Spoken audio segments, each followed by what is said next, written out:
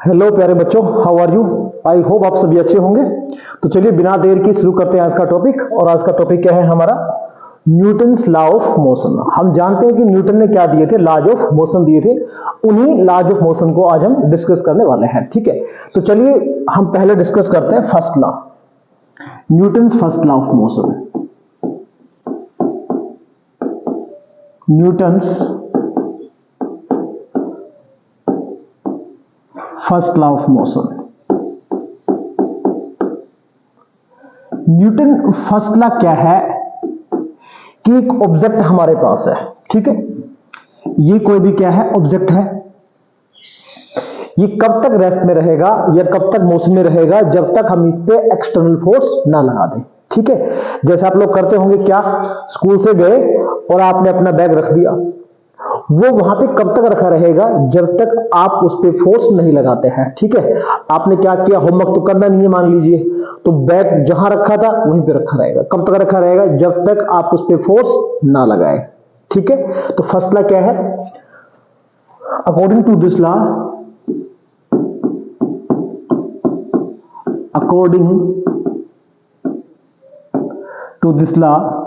an object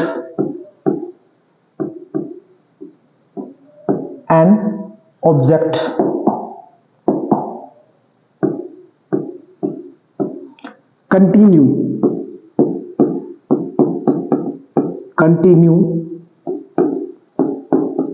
in the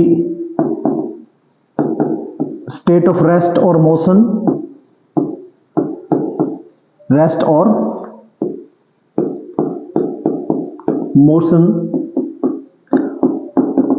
until no external force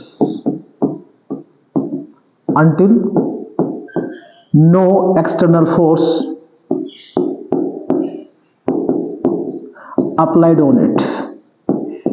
एक object है, जब तक हम उस पे एक्सटर्नल फोर्स नहीं लगाएंगे वो कंटिन्यू किस में रहेगा?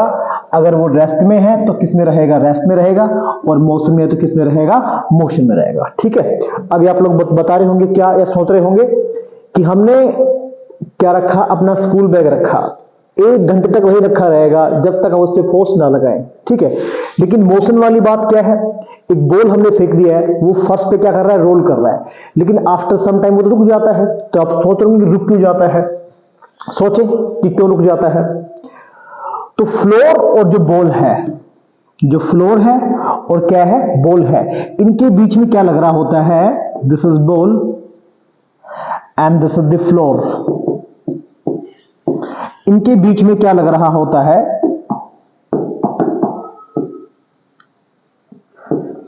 Frictional force. क्या लग रहा होता है? Frictional force.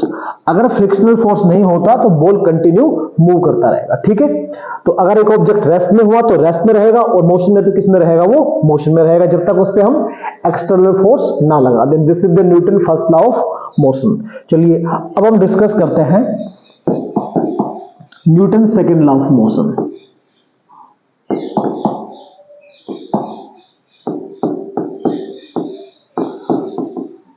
Newton's second law of motion. Newton second law of motion क्या है? मान लीजिए आप एक साइकिल चला रहे हैं, ओके, ये साइकिल आपका, और इस साइकिल से आप क्या कर रहे हैं? पैडलिंग कर रहे हैं। This is you. आप साइकिलिंग कर रहे हैं, आप चाहते हैं कि आपकी बॉडी का मोमेंटम क्या हो जाए? इंक्रीज हो जाए। अब मोमेंटम क्या होता है? P m into V. इस मास में क्या इंक्लूड है? Mass of cycle plus mass of your body. Okay, ये दोनों इसमें क्या है? इंक्लूड है। अभी हम क्या करेंगे, मान लीजिए मोमेंटम कितना है? 100 kg है, और साइकिल का स्पीड कितना है? 2 मीटर पर सेकंड है, तो मोमेंटम कितना हो जाएगा? 200 हो जाएगा। मास तो आप चेंज करेंगे नहीं, चेंज हो भी नहीं सकता है। ठीक है, आप चाहते हैं मोमेंटम चेंज हो जाए, तो हम क्या करेंगे? वेलोसिटी चेंज करेंगे। वेलोसिटी हम चेंज कैसे करेंगे? ज्यादा फोर्स लगा के, पैडलिंग फास्ट करके करेंगे ना। मान लीजिए अभी आपका वेलोसिटी कितना हो गया है? 3 हो गया है, तो मोमेंटम कितना हो गया है? 300 हो गया है। ठीक है। तो ये वेलोसिटी आपने चेंज कैसे किया, वेलोसिटी आपने इंक्रीज कैसे किया, पैडलिंग करके, फास्ट पैडलिंग करके आपने किया है ना। पैडलिंग मतलब क्या है, आपने और एक्सटर्नल फोर्स लगाया है, तो उसका इफेक्ट क्या आएगा, जितना आप एक्सटर्नल फोर्स लगाएंगे उससे बॉडी क्या करेगी, एक्सेलरेट होगी, मतलब उसका वेलोसिटी क्या होगा, चेंज होगा, ठीक है। और उससे मोमेंटम भी क्या हो जाएगा, चेंज होगा। मींस अगर हमें मोमेंटम चेंज करना है तो हमें क्या करना होगा, फोर्स लगाना होगा, एक्सटर्नल फोर्स लगाना होगा, ठीक है। यही है second law of motion. Rate of change of momentum किस पर डिपेंड करेगा, फोर्स पर डिपेंड करेगा, एक्सटर्नल फोर्स पर डिपेंड करेगा। क्या है Newton second law of motion? According to second law of motion, the rate of change of momentum,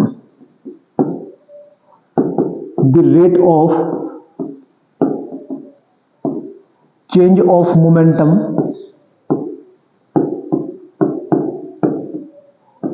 is directly proportional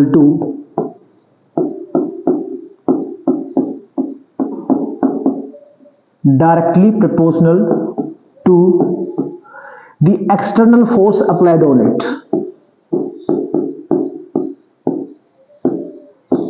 External force applied on it, ठीक है। कि अगर हम किसी ऑब्जेक्ट पे क्या लगाते हैं, एक्सटर्नल फोर्स लगाते हैं, तो उसका मोमेंटम क्या हो जाएगा, चेंज। या मैथमेटिकली हम इसको क्या लिख सकते हैं, mathematically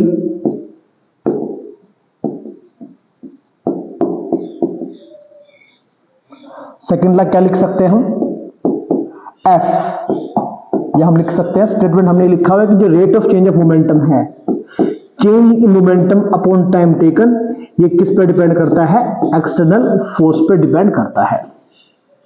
okay, this is mathematical form of Newton's second law. क्या है ये, अभी हमने इसको लिखा हुआ है कि एफ डायरेक्टली प्रोपोर्शनल किसको करता है, डीपी बाई डी, मतलब क्या है, चेंज इन मोमेंटम। यहां हम एक कांस्टेंट लगाएंगे K dp by D, and here जो के का वैल्यू है वो कितना है, 1 है। तो एफ हमारे पास क्या बन जाता है, F is equal to dp by D. इसको अभी और सोल्व करेंगे हम कैसे। मान लीजिए कि ये हमारे पास ऑब्जेक्ट था, ठीक है, और इनिशियली इसका मास हमने m कंसीडर कर लिया है। इनिशियली ये मूव कर रहा है विद वेलोसिटी u। फिर हमने क्या किया, इस ऑब्जेक्ट पे हमने लगाया फोर्स, इस पे हमने क्या लगाया, फोर्स। कितना फोर्स लगाया, हमने इस पे F फोर्स लगाया, ठीक है। और t टाइम के बाद, after time t, after time dt या t लिख सकते हैं। आफ्टर टाइम dt मैंने कंसीडर कर लिया है, स्मॉल टाइम dt। इसका वेलोसिटी कितना हो गया है, v हो गया है, ठीक है। इसका वेलोसिटी कितना हो गया, v, ठीक है। तो dp क्या है, ये चेंज इन मोमेंटम। तो चेंज इन मोमेंटम क्या होगा, इसको हम लिख सकते हैं ऐसे, f इज इक्वल टू, और f is equal to dp means ये लिखा है मैंने final momentum minus initial momentum upon कौन हो गया है, टाइम टेकन dt, ठीक है। तो f कितना आएगा, अब यहां से देखते हैं कि इनिशियल मोमेंटम कितना होगा। तो पहले बॉडी का वेलोसिटी कितना था, u, मास कितना है, m है। तो इनिशियल मोमेंटम हो गया है p1, किसके इक्वल, m इंटू u। यहां फाइनल मोमेंटम कितना हो गया है, तो ये हो गया है p2, किसके इक्वल, m इंटू v। तो यहां वैल्यू अप्लाई कर देंगे हम, तो ये टर्म क्या आएगा, mv माइनस क्या हो गया है, mu, और यहां कौन चल रहा है, टाइम चल रहा है। जिसको हम फर्दर सिंप्लीफाई करेंगे तो हम यहां से देख पा रहे हैं कि m क्या हो गया है, कॉमन। अंदर हमारे पास क्या आ गया है, v minus u upon time आ गया है dt, और ये हमको पता है क्या, F इज इक्वल टू, ये तो हो गया m, change in velocity upon time taken, ये क्या बनता है, एक्सेलरेशन। क्या बनेगा ये, एक्सेलरेशन। तो ये बन गया है ma। This is the mathematical form of second law of motion. ठीक है, F is equal to ma। Where a क्या है, वेयर a क्या है, तो a यहां पे क्या है, एक्सेलरेशन है। a यहां पे क्या है, एक्सेलरेशन है, जो किसके इक्वल है, तो आप देख पा रहे हैं कि a हमने क्या पुट किया है, a हमने पुट किया है change in velocity v minus U upon dt। ठीक है, अभी F is equal to ma, F is equal to क्या हो गया है, ma हो गया है। यहां से हम लिखेंगे फोर्स का unit and dimension formula. Last time हमने इसको डायरेक्टली बताया था, यहां से हम डिस्कस करेंगे यूनिट ऑफ फोर्स क्या होगा, यूनिट ऑफ फोर्स। तो F इज इक्वल टू हमने क्या लिखा हुआ है, ma। तो मास के लिए क्या हो गया है, kg, ओके, और एक्सेलरेशन क्या हो जाएगा, मीटर पर सेकंड स्क्वायर, जिसको हम लिख सकते हैं क्या, न्यूटन। ठीक है, ये किस में है, ये है SI सिस्टम में। और अगर हम बात करें यूनिट की बात करें CGS सिस्टम में, तो मास किस में कंसीडर करेंगे, हम ग्राम में कंसीडर करेंगे। और एक्सेलरेशन के लिए सेंटीमीटर पर सेकंड स्क्वायर, जिसको हम क्या लिखेंगे, डाइन। और ये यूनिट किसके लिए होता है, CGS के लिए। ठीक है, और इनमें रिलेशन भी आप एस्टेब्लिश कर सकते हैं। देखिए 1 ग्राम में कितने किलोग्राम होंगे, 1000, और मीटर में क्या होंगे, सेंटीमीटर। अगर इनको हम कन्वर्ट करना चाहें तो हम यहां से लिखेंगे कि 1 न्यूटन इक्वल किसके है, 10⁵ डाइन। कैसे आएगा, तो यहां से आप वैल्यू पुट करके देख सकते हैं। 1 kilogram is equal to 1000 gram and 1 metre is equal to 100 centimetre. Okay, second, तो यहां पे दोनों जगह पे कैसे है, तो यहां से हो गया 10⁻³ और यहां से कौन आ गया 10⁻²। तो कन्वर्ट किस में हो गया, ये SI यूनिट कन्वर्ट किस में हो गया, CGS में हो गया। और साथ में हमको कौन मिल गया है, 10⁵ डाइन हमको मिल गया है। ठीक है, चलिए अब बात करते हैं डायमेंशन फॉर्मूले की। तो डायमेंशन फॉर्मूला क्या होगा, F is equal to ma है, F इज इक्वल टू क्या है, ma। तो मास के लिए क्या हो गया है, m1, और एक्सेलरेशन क्या होता है, velocity upon time, change in velocity upon time. ठीक है, तो वेलोसिटी के लिए क्या हो गया है, वेलोसिटी क्या होता है, lt माइनस 1, नीचे टाइम आ रहा है तो क्या बन गया, L1 t minus 2। This is the dimension formula of force. Okay, and these are the unit. Okay, अब यहां से हम डिफाइन करेंगे, डिफाइन 1 न्यूटन। अभी हमको यहां से डिफाइन करना होगा, define 1 Newton of force. 1 Newton क्या है, ये एक ऑब्जेक्ट हमारे पास है और इसका मास कितना है, 1 kg है, और हम इस पे इतना फोर्स लगाएं, इस पे क्या लगाएं, इतना फोर्स लगाएं कि ये जो ऑब्जेक्ट है इसके अंदर एक्सेलरेशन कितना प्रोड्यूस हो जाए, 1 मीटर पर सेकंड स्क्वायर। तो यहां से जो फोर्स लगा वो फोर्स कितना बन जाएगा, 1 न्यूटन बन जाएगा। ठीक है, तो यहां से डेफिनेशन हम लिख सकते हैं, the unit of force, the unit of force is said to be 1 Newton, said to be 1 Newton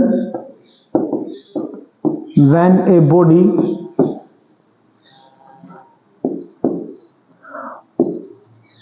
of mass 1 kg is moving with an acceleration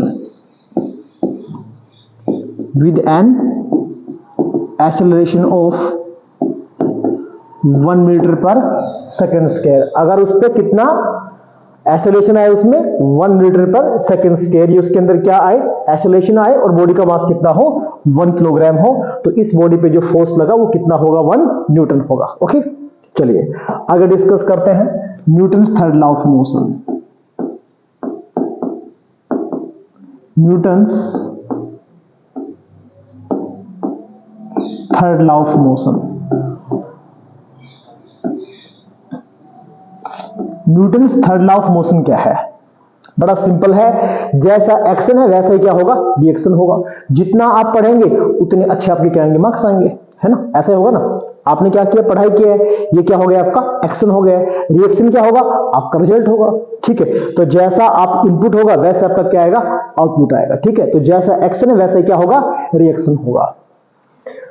Newton third law of motion क्या है? According to this law, according to this law of motion, this law, ये हम लिख सकते हैं third law of motion. This law already ऊपर लिखा हुआ है कि third law, according to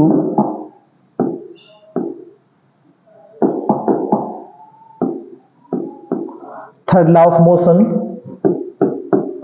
to every action, to every action there is always equal and opposite reaction,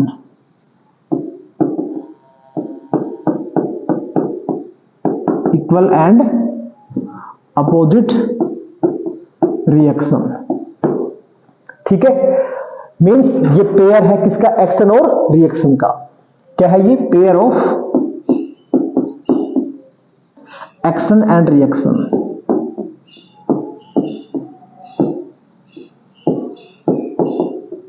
pair of action and reaction. कुछ एग्जांपल्स की बात करते हैं पहले, ठीक है, फिर और डिटेल से बाद में जानेंगे कि कहां लगता है न्यूटन थर्ड लॉ। अब हम जब चल रहे होते हैं तो क्या होता है, जब चल रहे होते हैं तो क्या करते हैं, अपने पैरों से अर्थ को पीछे पुश कर रहे होते हैं, तब हम आगे चल पाते हैं, ठीक है। तो फर्स्ट एग्जांपल क्या हो गया है, वॉकिंग। जब हम लोग क्या कर रहे होते हैं, वॉकिंग कर रहे होते हैं, तो क्या कर रहे होते हैं, अपने पैरों से अर्थ को पीछे पुश कर रहे होते हैं, फिर हम आगे चल पाते हैं, ठीक है।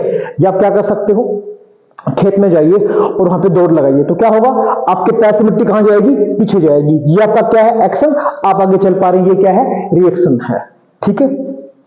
स्विमिंग क्या होगा अपने,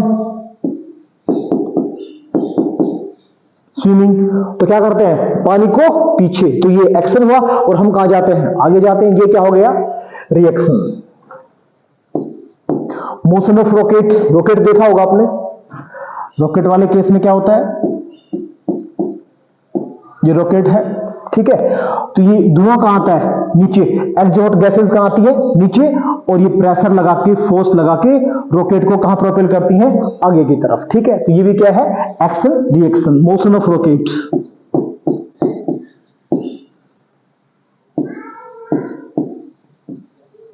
मोशन ऑफ रॉकेट, ये भी क्या है, पेयर है, किसका है, एक्शन ऑफ रिएक्शन का।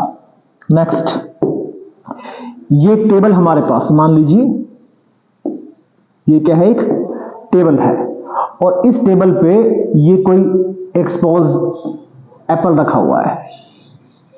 क्या रखा हुआ है, एप्पल, ठीक है।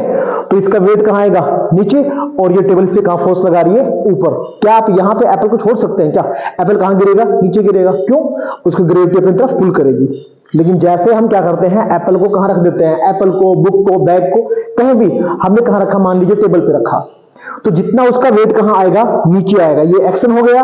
तो जो टेबल है, मेज है, वो कहां फोर्स लगाएगी, ऊपर, ये क्या हो गया है, रिएक्शन हो गया है, ओके। ये क्या हो गया इसका, ये रिएक्शन हो गया है।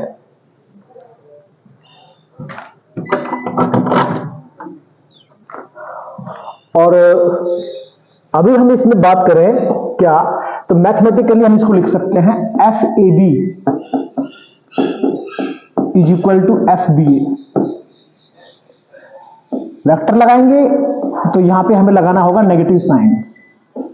FAB BA क्या है, मान लीजिए ये दो ऑब्जेक्ट हैं, ये A है और ये क्या है, B है। दो बच्चे आ रहे हैं, मान लीजिए A और B, और इनकी आपस में क्या हो जाती है, टक्कर हो जाती है। तो लगती एक को है, दोनों को लगती है, तो बताइए, दोनों को लगती है, क्यों लगती है, A बोलेगा मेरे को B ने मारा, और B क्या बोलेगा, मेरे को A ने मारा, ठीक है ना। हाँ, तो FAB क्या है? FAB है फोर्स एक्टिंग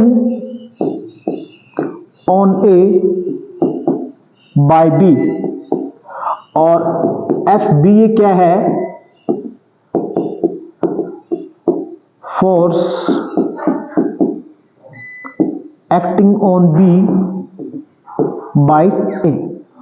ठीक है, क्या ये नेट फोर्स जीरो बनेगा? जीरो नहीं बनेगा। क्यों नहीं बनेगा? क्योंकि एक्शन और रिएक्शन कहां होते हैं? दोनों अलग अलग बॉडीज पे होते हैं। कहां होते हैं? दोनों अलग अलग बॉडीज पे होते हैं। तो ये पेयर तो होता है, बट कहां होते हैं? Different.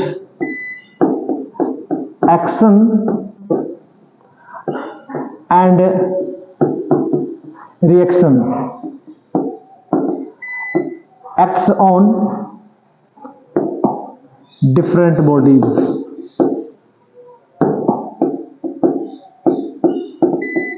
Act on different bodies. एक बॉडी पे क्या होगा? एक्शन, दूसरे पे क्या आएगा? रिएक्शन आएगा। ठीक है, जैसे हम स्विमिंग कर रहे हैं तो हमने एक्शन कहां किया है? पानी पे हमने क्या किया है? एक्शन किया है, और हमारी बॉडी को क्या मिला है? रिएक्शन मिला है। ठीक है, तो एक्शन रिएक्शन क्या होंगे? दोनों डिफरेंट बॉडीज पे होंगे। तो मैथमेटिकली जो न्यूटन थर्ड लॉ है उसको हम क्या लिख सकते हैं? FAB is equal to negative of FBA। Means जितना फोर्स A B पे लगाएगा उतना ही फोर्स कहां लगाएगा? कौन लगाएगा? B A पे लगाएगा, लेकिन दोनों का डायरेक्शन कैसा होगा? अपोजिट होगा।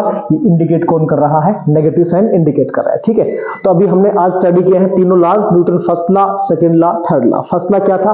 ऑब्जेक्ट पे जब तक एक्सटर्नल फोर्स नहीं लगाएंगे वो रेस्ट में है तो किस में रहेगा? रेस्ट में। मोशन में तो किस में रहेगा? मोशन में रहेगा। दूसरा क्या है?